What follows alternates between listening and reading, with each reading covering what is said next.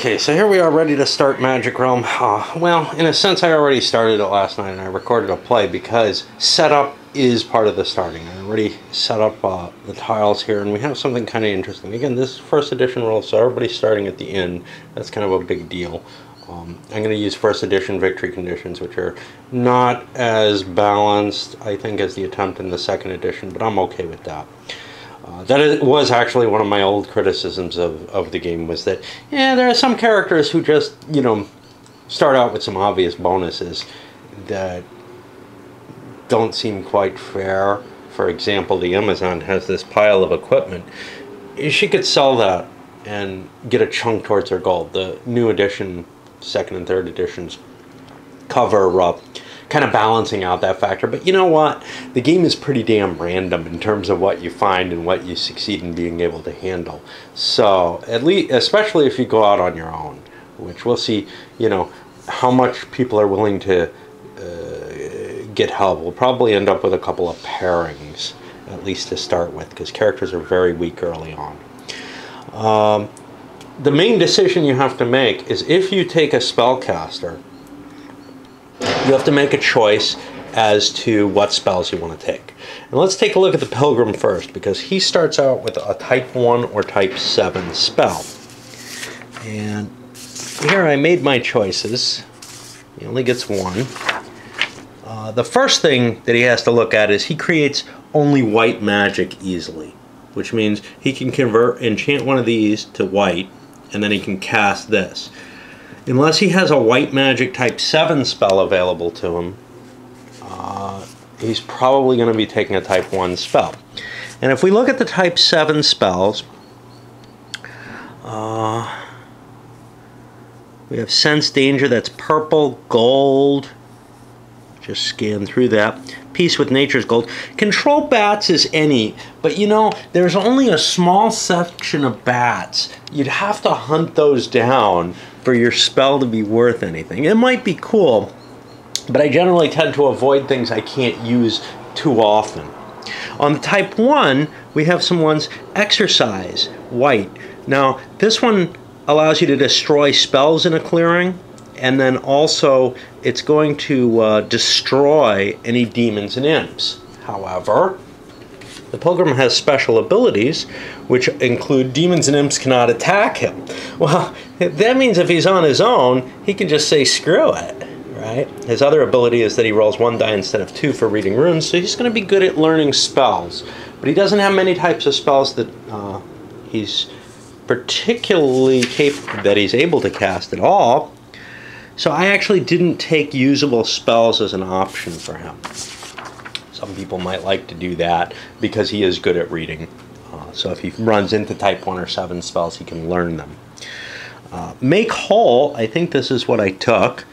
This allows me to take all of a character's wounded and fatigued combat counters and rest them and return to play. All damaged armor is repaired and turned intact side up. What's cool about that? Well,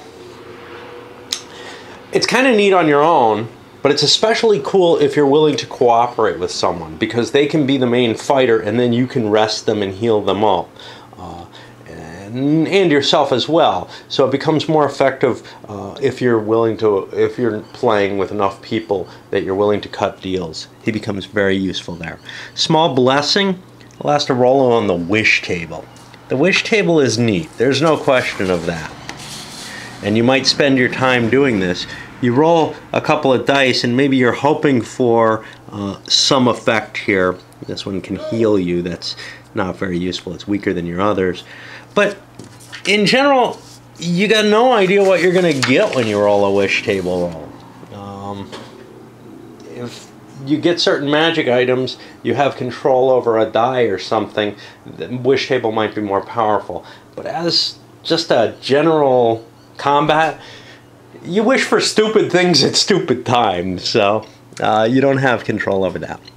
Blend into background, no, that's level 2. So I went with the Make Whole. Exercise is kind of neat as an ability, and Peace is kind of neat. Peace is the one I didn't. You pick one individual and he can't attack anything. And that's kind of cool. If you're facing a big monster, you can shut it down and then you can't attack it, but it's not going to harass you or your party. But if you're facing a horde of little things, that doesn't really help, and I felt the make whole would be more useful overall. With the White Knight, who also has white magic, he might want to exercise because he's very vulnerable to those demons and imps. Why don't I look at, well, let's look at the Swordsman. The only thing I had to pick with him was what I take for victory conditions, and I took a couple fame and a notoriety, because those generally come together unless you're picking on human stuff, and then a pile of gold. I'm not taking anybody who's targeting other players in specific by taking lots of notoriety. Although, some magic items, or items that you find, end up giving you more notoriety or fame or negatives in one, which can always be an issue. We looked at the Pilgrim. He took a great treasure and the 2 fame, 1 notoriety. He wants to get some kills. He's maybe not the best combat character, but he's not bad. Okay, the Wizard. For spells for the Wizard, I have a lot more choices here. I had type 2, 3, or 4 spells. There's spells we're not going to even look at until they show up, but, you know. Alright, so for 2, I had a number of choices here. Blend into background. It allows you to hide once for free during that day.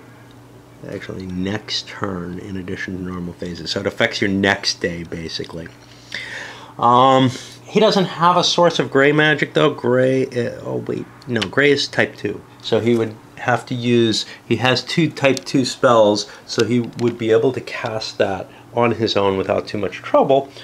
But what it means is you have to prepare for a turn, and then you get a bonus hide. So it's going to cost you a couple of actions, basically, to prepare the spell in order for the next day to get an extra action. That can be useful, especially when you're wandering into the caves and stuff, but generally it's a bad payoff unless you have sources of magic available. Of course, gray magic is available in the valleys if you enchant them, which means if you're anywhere interesting, there's not going to be gray magic available except 1 day a month. Up here on 14. Sorry about the lighting. It's hard to see.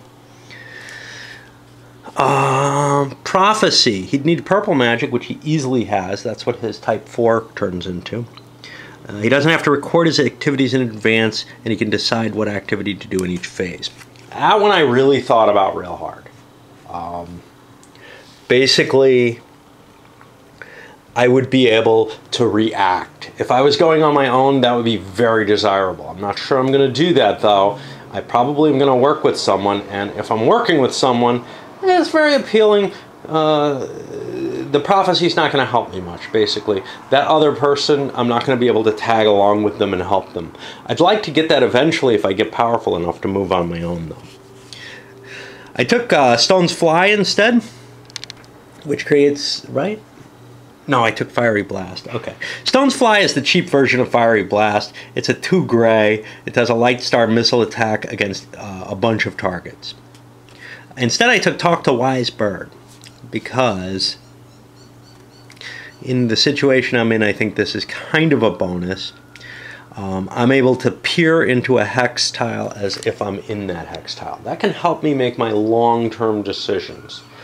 I'm not sure how much I'm going to be able to use that either if I'm operating with someone, although I may lag behind in order to find things out and then go join them and help them at some other point.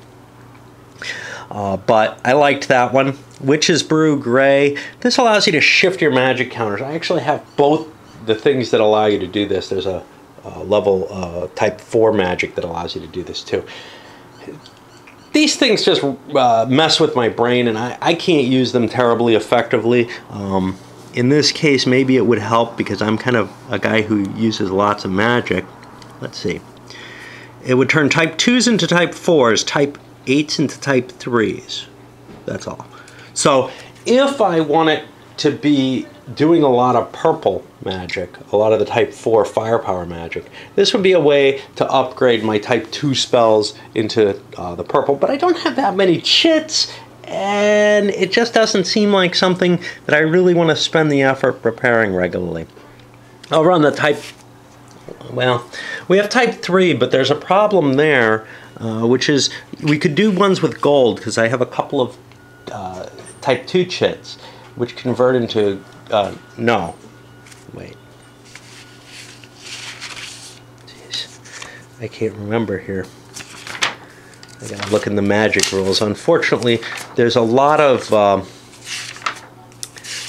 stuff that would be valuable to have on cheat sheets. There's some of it in there.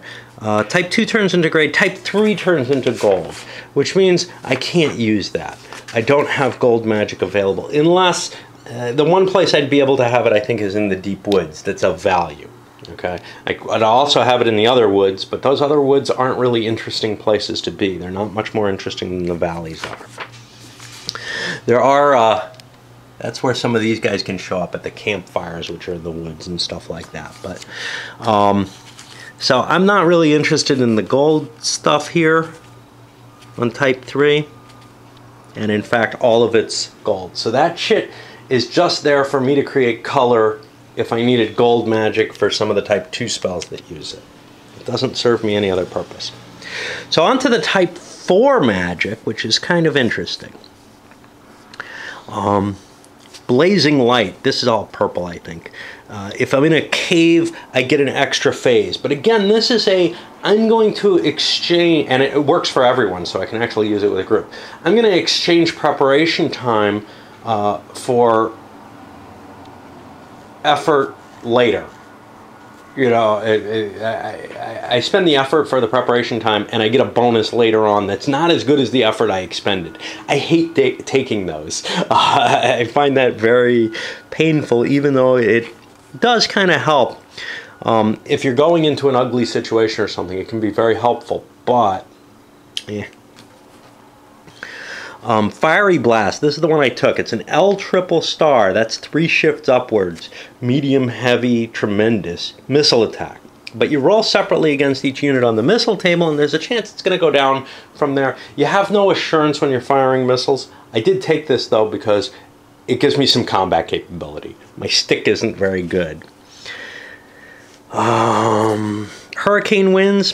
Gives you a fly counter that lets you fly away. You can only use it in a mountain clearing. Elemental Spirit. This also changes your magic counter. Type 4s turn to type 8. Type 6 turns to type 5. Well, this is useless to me. And then Lightning Bolt, which does an M triple star missile attack against one target, but only in the mountains. Now that's enough to take, you know, to give you a fair chance of taking out just about anything. But it only works in limited spaces in the game. There's mountains here, up here, here, these two, and this. Can't guarantee there's anything in any of those spaces, to tell you the truth. It could be there's something on the tile, but not necessarily in those spaces, and there might not be anything I particularly want to attack or deal with. Roof Collapses. This is a Smash H4, heavy 4, executed against every character in a clearing, including the character who cast the spell.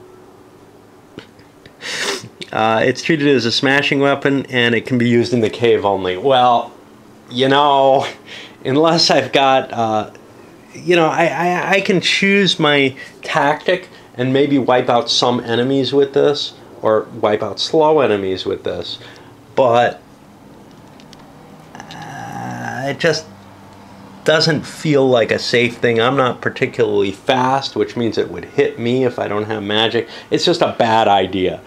It doesn't serve any purpose. Violent Storm.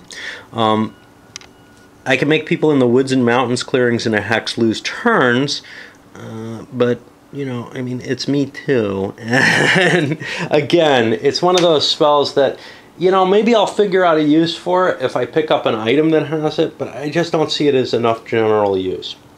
And for victory conditions for him, because his special abilities are reading runes, and he also has all the secret passages, and he can kind of guide people, I think, through them, if he wishes. I took Great Treasure, usable spells, which gave me, I have to get 2 spells I can use, which should be pretty easy for me. I have a lot of choices. Some Fame and some Gold. Why Gold? Because I don't think I'm going to be killing too many things. But I'm always misjudging these. Did I forget about the Swordsman's special abilities? I think so. His special ability is roll 1 die instead of 2 on trade die rolls, which really sucks. But on the movement phase, he gets to choose when he gets to take his actions. He's very good at ambushing and screwing with people. Not the best party character because he's not terribly strong. On the other hand, you know, ambushing people right off the bat doesn't do you much good. And doing it later, you have to survive the initial part of the game. So you probably want, if one person pairs up, you probably want to pair up as well. And that's what we're going to probably see. And then finally for the Amazon, she has Stamina, an extra bonus move phase. That gives her 5 actions a turn. That's great. As long as she does 1 for moving. And Aim, subtracting 1 from all missile die rolls, she wants to get a missile weapon. There's no question of that. And she doesn't start with 1. So that becomes kind of a goal for her. Now, her victory conditions, she took the Fame and Notoriety combination in a Gold, figuring whatever magic items I find I can use to better myself with and to win fights, and then I can sell them somewhere and get some cash. So, now it's time to record my moves on the little thing, and I'll show you how that's done. I just simply write down the orders that I'm taking. And in general, people have 4 actions. The Amazon has an extra 1, as we discussed. Everybody's written their orders down. I'm not going to explain what they wrote down, except as I enacted. Even though a large part of the game is actually sitting there writing down your orders, well, a decent amount. At least especially at the beginning, as you get used to, you know, how the mechanisms work, etc. In terms of collusion, I think there's sort of a general agreement that nobody's going to attack each other, but nobody came to any specific, hey, I'm going to go here and do this at this point. The Pilgrim definitely wants to find someone he can work with, but we'll kind of see how they flesh out. The particularities of the terrain are important. There's basically 3 directions I can go in from this space. One is this way, and that leads down to this path here, into these caves, which doesn't really go anywhere after that. Wraps around back to the Borderlands, which is another cave. And the other is up here to the crags. That's, okay, but, you know, most notably, the ruins here are not accessible. You gotta cross this bridge, and you can't jump up on it or anything like that. You can't travel cross country, unless you're flying. The other directions both go this way to begin with, which means this is a great place to hide and ambush if you start out doing that. And then up to here to the mountain, and that's a dead end. Again, an interesting place, but one thing that I've found is it's bad to get caught behind the main line. Usually you want multiple choices at the beginning of the game, and this is kind of a lousy setup because there's really only one path that works. Through here into the Borderland, then to here, and now from here I can get to the ruins, or I can get to High Pass. If I take this path, then I can get to all the riches over here. Alternatively, I can break out through the Borderlands. That's kind of tough because of the caves. If the dwarf was here, he'd love it, but let's see. Head around this way to the deep woods. There's some cavern there and the ledges, which are sort of their own little dead end up there. And there's some really hard to get to places. Like the soldiers here are in a horribly difficult place. So if you had something you wanted to do with the soldiers, you can probably write it off. The caves might get explored at some point, but they're kind of far out. So everybody is kind of looking towards this path anyway. So to some extent, it's almost like everybody's going to be working together if they're not going to fight each other. And there's no great reason for them to fight each other. Except that if you knock somebody out and you get ahead of them this way, they're going to go in a different direction probably, because there's potential riches here or here that they can reach that otherwise they wouldn't really have an easy easy pathway to, and you've already kind of cleared out and found the interesting stuff ahead of them. Okay, so you shake up the cup and somebody gets to go first, except we got the swordsman who has this special ability and he's going to trigger his action first. And I'm going to put these over here to remind me who's gone. For actions for him, I've got a move Bad Valley 4, move Borderland 2, and 2 searches. So my plan, and I'll just execute it, is to go I'm not hiding or anything like that. And now I'm going to search, and the first search I do is going to be, I'm going to do a peer. I like peer because it gives me a better chance to glimpse counters. And that's kind of what I'm aiming for. I get a 4. I've found hidden enemies. I should note that by putting a little X here. That means if anybody hides, I can still interact with them by like attacking or something.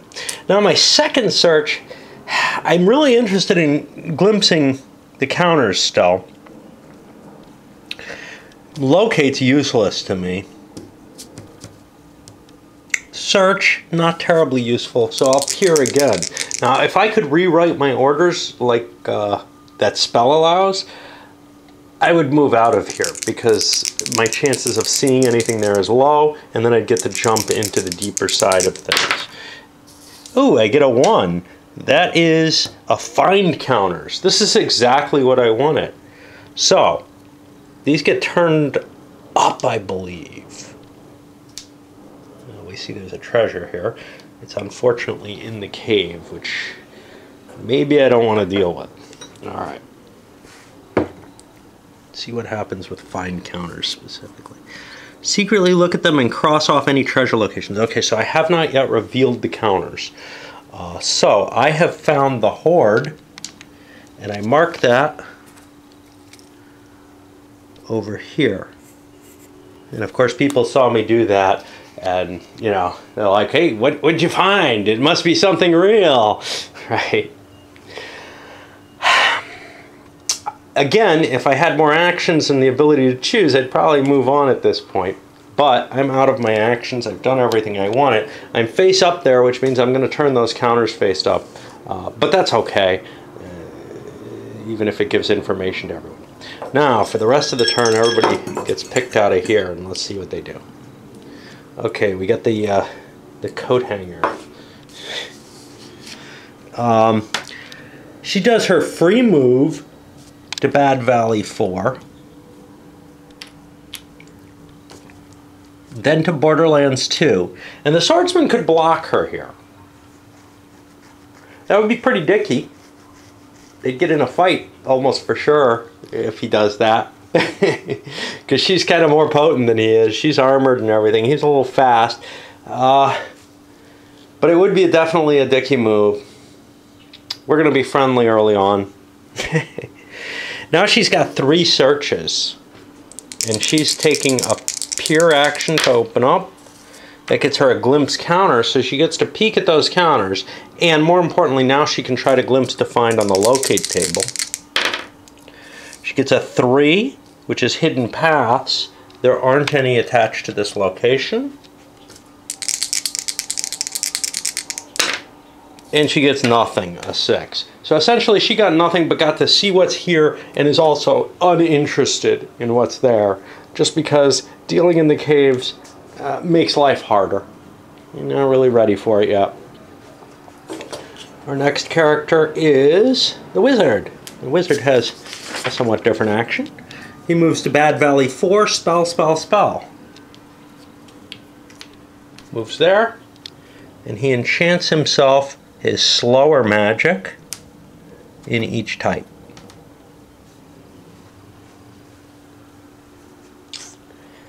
And that leaves our last one to be our Pilgrim, who is also going to move to Bad Valley 4.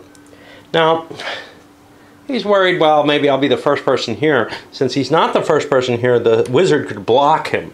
And the wizard's got his spells prepared and everything, and he could kill him.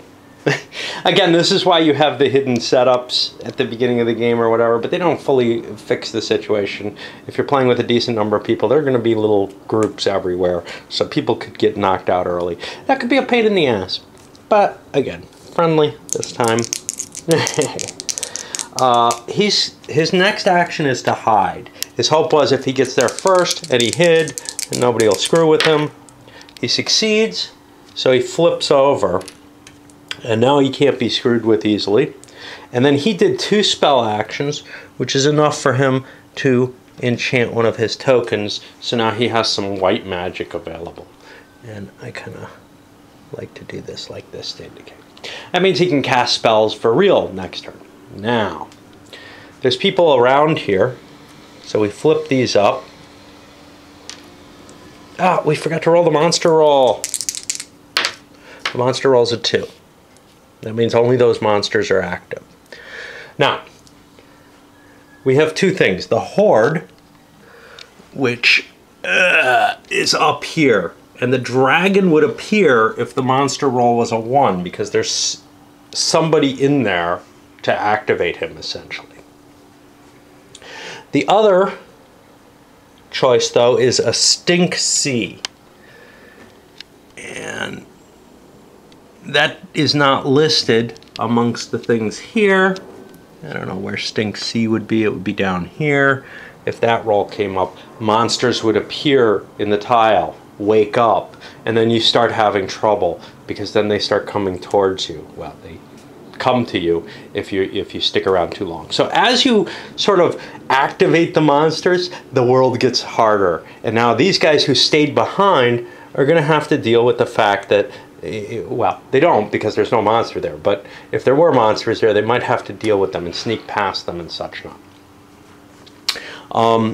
What we've gotten for natural kind of locational allies is the Amazon and the Swordsman and the Pilgrim and the Wizard. Those aren't your best choices.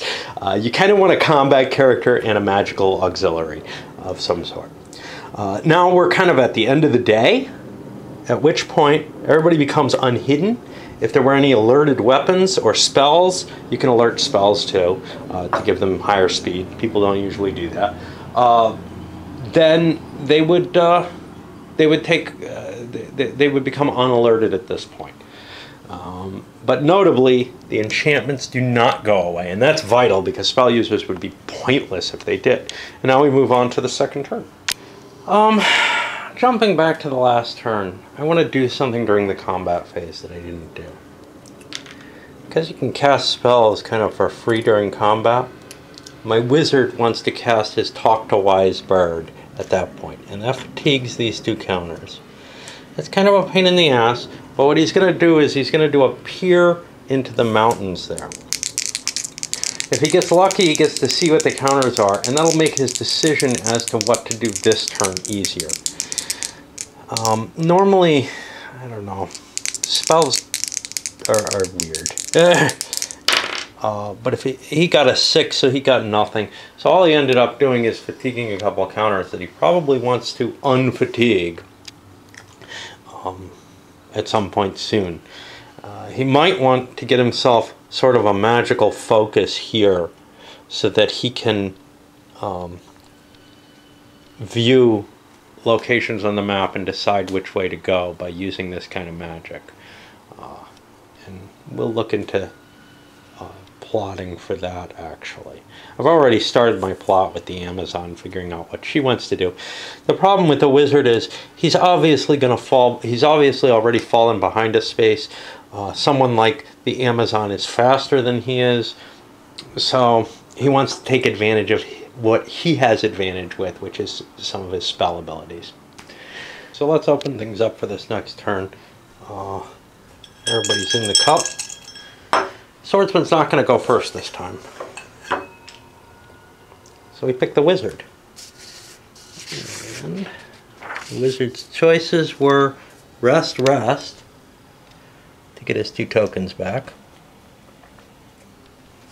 He might do some spell actions here, but he chose instead, and people can block him here to move here and then to here. And now he's done. Unhidden, sitting in the nutwoods. His plan is to magic that up to gold magic that he can use for his Talk to Wise Bird. Next is our Amazon. She took a move. Again, he's not going to stop her. A move up here to Cliff. And then 3 search rolls. She is going to peer in the space she's in. That's a glimpse counter. She gets to peek at what's there. There's a roar. Oh, I need to roll the monster because she gets to know what is happening. So she's in a roar in the mountains, and that's not going to trigger anything yet. I didn't look at the other counter though. The other counter is a bones in the mountains, which also, if it was in the woods, it would generate one of these things. People usually don't hang out in the woods much. Okay. So that was one search. She glimpsed counters and isn't impressed. So now she's going to glimpse counters into the high pass space, or peer into the high pass space, because she's in a mountain space. 4 hidden enemies. Well, we'll just mark that down for the turn. If anybody tries to hide past her, she could do that. And a 3rd one, she'll do the same. Well, I'm curious about the deep woods. Let me peek into there. Now, notice something. There's no easy way to get to the deep woods. So I'm going to peer into the high pass actually again. I get a 4 and other hidden enemies. That doesn't help me. So she's done. Well, the Pilgrim's the only one left. His actions were to move into the borderlands. Nobody's blocking. Move into Nutwoods. Move into the clearing. And then another move here. And then our final action is the Swordsman, who moves into the Nutwoods, moves into the clearing, and he too wants to search. He'll peer here. He might not choose to do this because she didn't take her glimpse counters and try to find them. Nothing. He'll peer again. Well, actually, this is a useless peer. He doesn't want to do this because these counters are going to be turned up anyway. So he'll peer into high pass, see if that's worth going in that direction any further. And he gets a 5, which is glimpse counters. And he sees there is nothing of interest there. So his plan is to turn around. And I've got to kind of note that because I walk away in each, between turns. So I don't want to cause problems there. So let's look at the first thing that we turn up. It's a Runes W. Runes W is going to create a bunch of these in the first place, and our wizard may be out of it at this point. By my understanding of the rules, they get turned light color side up. So these guys are going to be facing this way. He might be able to get his firepower off, though. He has his spell, and he might be able to kill them all, in which case he'll be quite potent. But he's all alone there, and that ended up bad. They end up in the highest numbered space, which means moving into the highest numbered space is always dangerous. And then we have these, which is a Roar over in 6, and a Bones M, and those don't generate any problems. There's a couple Smoke and Stink that'll find you the campfires in the woods, but the other woods ones only generate monsters. I think the Smoke and Stink do not generate monsters because the campfire scares them off. And I placed him as well. Okay. So we get to deal with a combat, actually. And I believe we have to look at this. Now let me step away a little bit to make sure that I have to place them like this. I think I may be able to pile them all up in one space, which may actually be to my advantage, because if any of them hit, they're going to kill me. Indeed, I can put them in any box I want. I'll just pile them all up. I'm going to fire my spell. It's got a speed of 3. This is a shame, because most of these things have a speed of 3, which I think means that I won't hit them. Let me see. I think I have to go faster.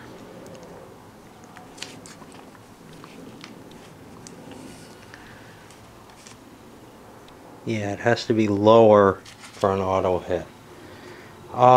Do I have a move that I could run away from these things? Do I have a speed less than 3 move? I don't. My moves suck. I can, however, evade them all.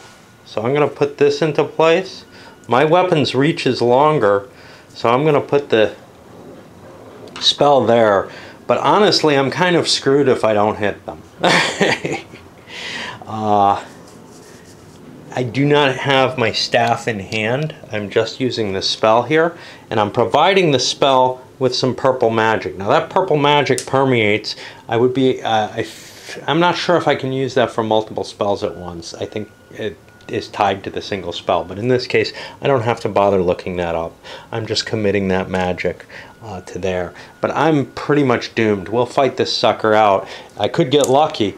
Now I don't roll 2 dice here. I only roll 1, so it's not like it's more likely to end up in this space. It's a pity, because I would kill most of them if only I was faster. Right? I'm not sure I actually have to hit with a magic spell. That may just be the speed of the spell. Hold on. I lied as to spells. They're not weapons. You cast a spell each time it's your turn to play a move counter or run away during an encounter step. So,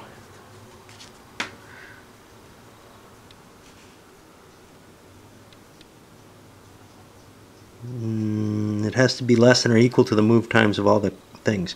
So I'm allowed to run away, so I can blast my spell off right now. I don't even have to use this yet. This is my attack for the turn, but the spell goes off first, no matter what, which is cool. It gives spellcasters some chance. So, if we look up that spell, it is Fiery Blast. It's going to do a light plus 3-star missile attack against each target. So let's not worry about my evasion, etc. yet. Actually, I probably should have to determine each, but light, medium, heavy, tremendous damage, right? 3 stars. Let's do it against the first one. Is that right? Medium to heavy to tremendous. I think I'm guaranteed to kill them all, because these are all medium monsters. So if I'm up to tremendous and I lose 2 levels, I end up hitting them all at medium damage, which kills them all. Bang! Well, there's some points for me. Yeah, he's useful against the lighter critters. I don't mind that at all. And he just racked up a whole bunch of points. So, let's see what he gets. Those are wolves. Woof, woof, woof. They're worth 1 fame each. So it's going to be 1 plus 2 plus 3 plus 4 plus 5 plus 6. 11, 15, 18, 19, 20, 21 points. So he just gained, let's make sure we got the right person here. We didn't really get to see a combat there, did we? He just gained 21 notoriety and 21 fame. And that, you know, easily would have fulfilled 3 of his victory conditions if he had been more clever. These are now all dead, but they come back at the end of the month. Now, there is an option that there's an optional rule to make magic more less dangerous actually, which is you do have to target on the little chart. I'm not going to play with that one because I feel like it really, really weakens the mages and makes it so that they can only be effective with other characters with them. As you can see, this guy was pretty damn effective all by himself. Boom! Anything else need to be handled? We checked these. I think everything's good. Theoretically, these get turned down. I'm going to leave them face up because it helps me remember what's going on, because I step out of the room, you know, between turns and such now. Okay, let's start another turn here. The swordsman does not want to go first. In part, he wants the wizard to move before he does. Just, in a sense, he's safer if he moves first, actually. He'll take his move first, because the wizard's expended his effort. I could actually probably kill the wizard. Again, though, there's little reason for anyone to kill anyone else. Let's take a look at what the swordsman chooses to do. He chooses to open up. That's the wonder of being near an airport. I'm on the helicopter paths. The planes aren't so bad, but the helicopters are obnoxious. He chooses to do a search from here. He wants to peer into those woods. He didn't look at them, and while he's up here, he might as well look over there. He gets a 4, that's a hidden enemies. Well, not exactly what he wanted. That's fine. Now, he can't stop and keep searching or something. He didn't see it. So he's going to here. Then he's going to the Borderlands. And then he's going to Bad Valley 4. He's going to check out these mountains, and he can peek into the caverns and see what's there. I may have to keep some little notes like, hey, I found something neat in the caverns or whatever, which would be helpful in general. Alright, we don't know who's next. It's the amazing Amazon. Take a look at what she did. She tries hiding first. Why? Well, she failed anyway. Mainly because she had an extra move, she's planning on staying in the cliff area, and these are active. You know what? I ought to have the monster die roll here. You don't know that before you make your plots, but now, you know, there's kind of they're already active. There's a good chance that things will show up, especially in Space 6, which she's heading to. So she moves to Space 6. The Pilgrim's not going to screw with her. And now she's going to do some searching. She's going to do peering for now. Seeing that the swordsman ran this way after getting to peek into those, I'm going to look in the deep woods first. And I get to find counters. That's kind of cool. So I get to peek at the counters. And all I found there is there's a noise, so that's not terribly helpful to me. But I do know that there's nothing in the deep woods, so I should mark that here.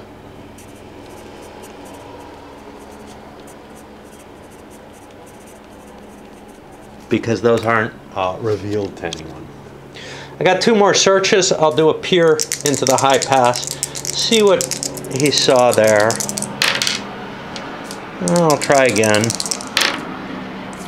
Get a 4, hidden enemies. Okay, well, not terribly useful. One reason that I moved to this location was if my searches were complete, I would try to look for the secret passage there by using the search ability, which is generally not as useful. But what's kind of nice about that is that gets me down towards the ruins, and I might be the only person who can get into them.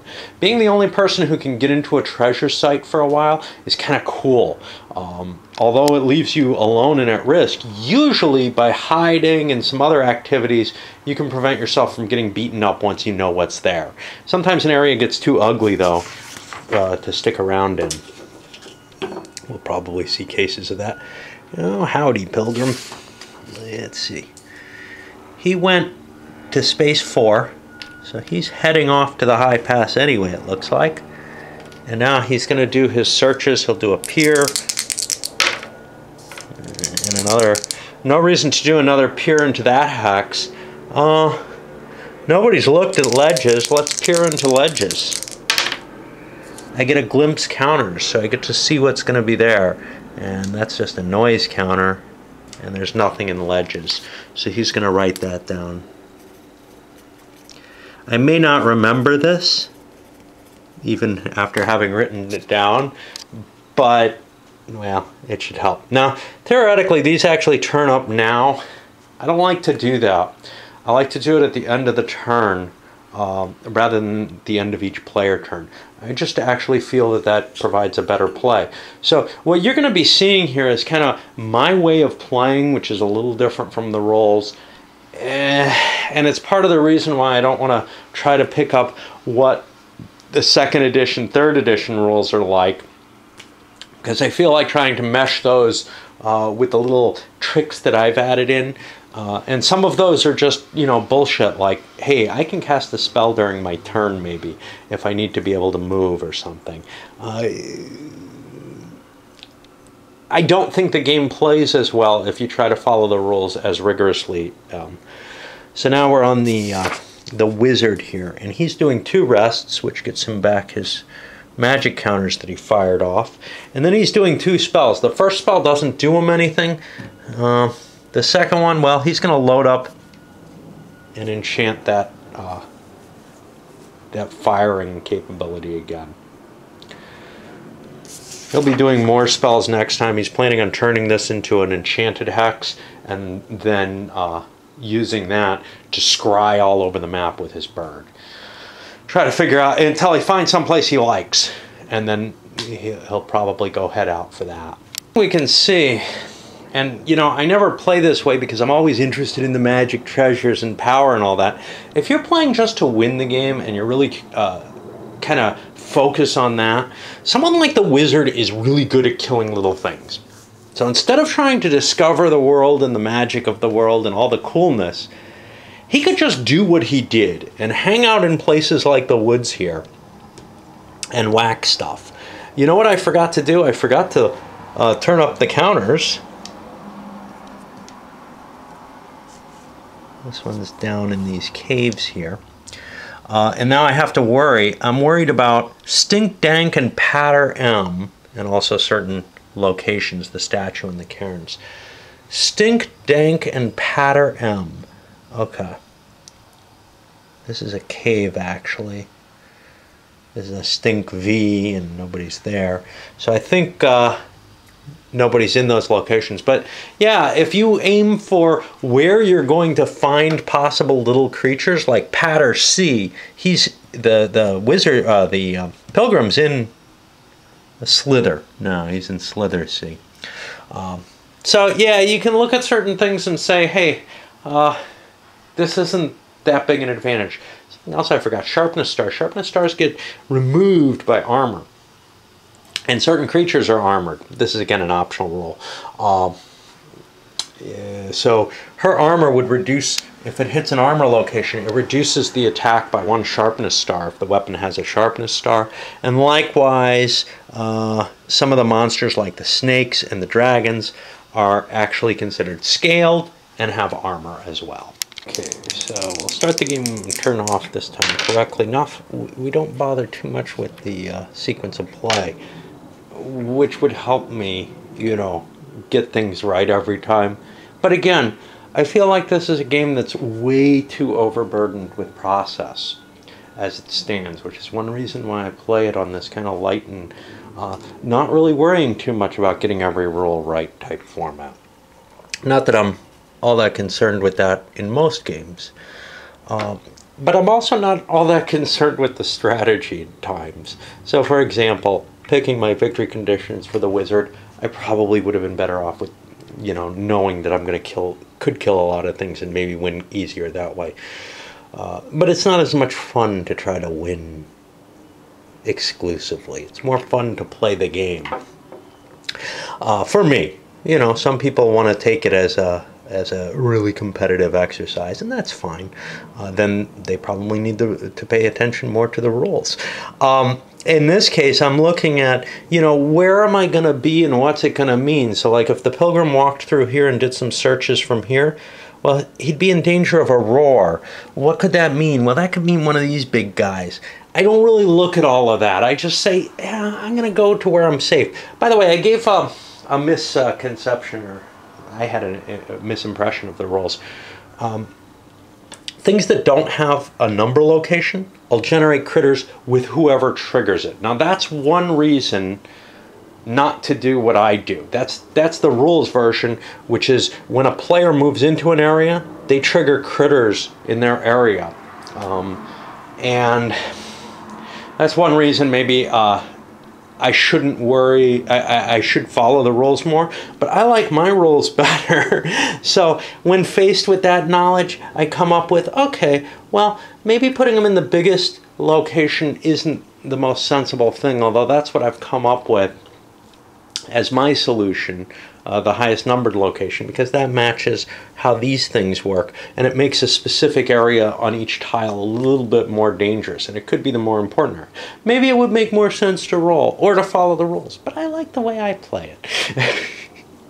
Okay, let's see who's going first. Does the swordsman want to go first? I don't believe so.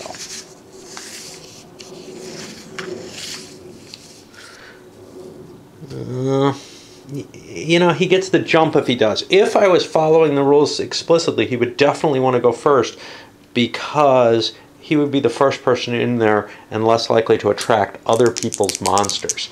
But he's going to take his action as I've plotted it out first anyway.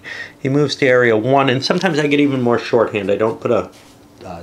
if I'm on the same tile, I don't put the name of the tile. And then he goes to mountain 5. And then he does a search, and I'm going to do a peer here, hoping to glimpse counters.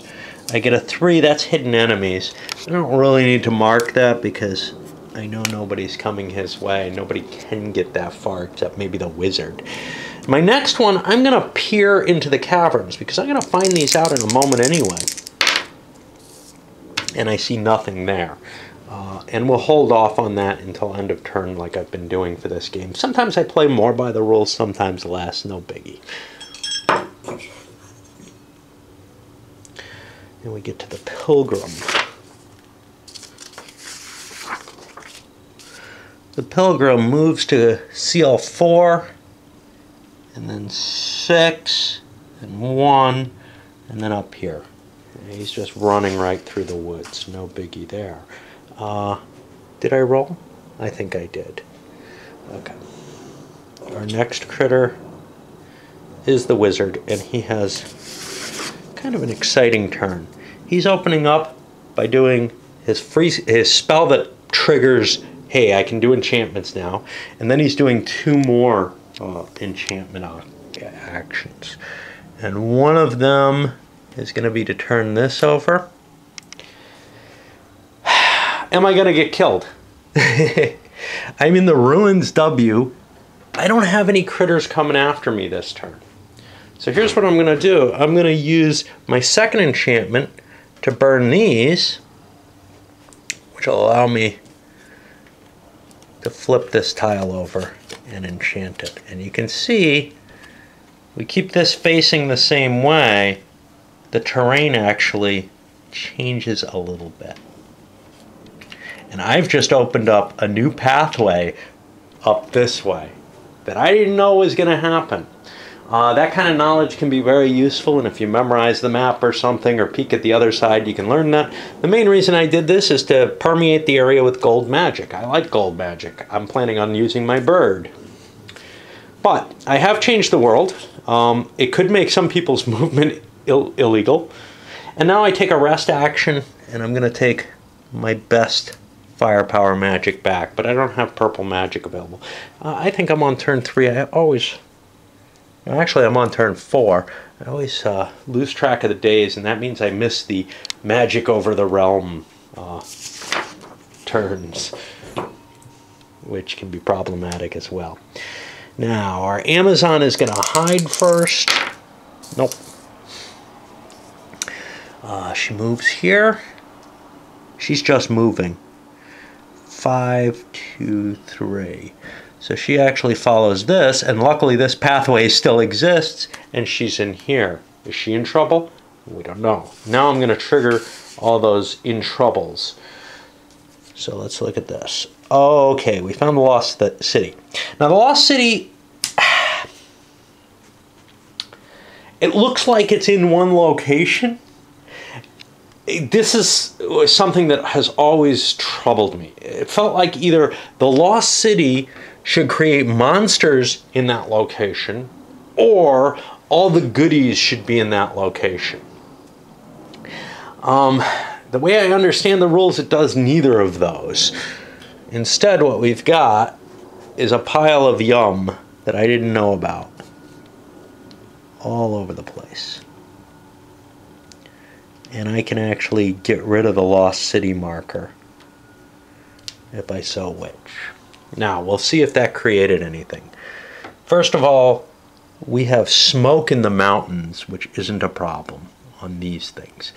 And then we've got the altar and the shrine, and the altar's here, which means we have generated this demon up on the board. Now, I found a rich location that everybody wants to go visit, including, you know, everybody who's moving that way is saying, wow, there's lots of goodies here. This is the it's time to kind of work together moment once you discover something cool. This is where people either are competing with each other or kind of helping each other, and we'll see how that works out. But let's keep going and looking at other people's possible Stink Sea and Horde. Neither of them are here. Ruins W is the only other place, and that would be down here. That's not triggered up here. So, I think we're good. And I'm going to take the Lost City off the map because as far as I'm concerned, it serves no purpose in the game once it deploys the pieces. What that number is for, I'll tell you what, I'll look up and see if I can find it, but I know I've done this before and come away saying, yeah, it doesn't make any sense. But I'm seeing some problems with the way I'm doing this. So if this guy goes somewhere and it attracts monsters or whatever, it would only, it starts creating some problems. So I am going to go with the rules as written here. I think I've decided this other times I've played. So I will turn these things up when a person's turn ends and they're unhidden. Some of the danger to that is it can give information to other people, and that's kind of why I don't like doing it. But with people operating in close proximity, so for example, if this guy goes over to the pool and stays hidden, well, if he fails to stay hidden, he might attract a monster on his turn. What happens then if someone else comes in? Well, that monster's not going to move to the pool at that point. And it also does help me resolve the sound counters in a more reasonable manner. So I'm going to have to switch to actually playing by the rules on that instance, just on thinking about it. And I'm usually pretty flexible about changing things in midstream like that. I realize I'm kind of in a position where I wanted this guy to fire off his spell at the end of the turn. When combat, etc. takes place. So he's going to fatigue these to do an attempt to peer into what? Well, she looked into the deep woods and saw what was there. What can I get to easily here? I can get to the deep woods. She seems to be heading that way. So I'm going to try to peer into the deep woods using my magic, and I get nothing. Now I've got to consider, as I'm starting to program out his move, whether or not he wants to go up here. Because what's here, the pool, the cairns, the statue's a smaller critter. But these guys are huge critters. This is actually a small critter. He counts as only a medium to hit, so that's kind of cool. The statue is the only thing that he can really kill, except smoke M's. Those are large as well. He's not well suited to fighting these things, so he may be considering going in a different direction, and he may continue to recharge his spells and look for something else that's interesting. This is a very rich location, though, but it's going to get pretty ugly pretty fast, I think. Oh, our swordsman's going to go first, and his actions are 2 hides in a row. He succeeds on the first one. I don't have to roll for the second one. You can only he can't lose his success. And now he's got 2 searches. Now, he needs to locate that object, so he still wants to peer in the space he's in. He gets a hidden enemies. That doesn't help him. And you know what? I forgot my monster roll. We're on 4. Bones M. The vault is going to come available. So we're going to see... Oh no, the vault's not there. Okay, cool. Okay, his second search, I think what he's going to want to do is something that gives him find counters. Peer is the only thing that gives him that. There's no secret passages or anything else. He could peer into here. That might be worthwhile at this point. He's more likely to get a success. So he's going to peer into the caverns. Yes, it doesn't make sense to be able to see underground, but 3, he gets hidden enemies again. No real help. But at least he's not going to attract any monsters. This would only come to him if it was active on the chart, so he was safe anyway. And now we pick for who's next. He wanted to go first, well, in case he got a lucky find, he could start looting right away. We go to the Amazon, and what's she doing? She is also doing 2 hides in a row. No. No. Good thing she didn't go anywhere. BL222. The 2 hides was really because she wasn't going to be able to successfully find anything with the distance she had to travel, even with her speed. Our next character is Pilgrim. Pilgrim's also doing a hide. Nope. Usually you want to hide at least twice to have any chance of success. Bad Valley 4 because of the way the dice work. And, he comes there. And, you know, they're all looking at... we might be able to work together here to defeat the monsters. With the exception of the wizard, who does a hide, mainly because he had an extra action that he didn't want to do. And he succeeds, in case Ruins W created something, but it wouldn't. That's only this one. This one's a Bones W instead. And now he does actually 3 rests to get his magic back. He's not really terribly interested in this location because it's just too dangerous.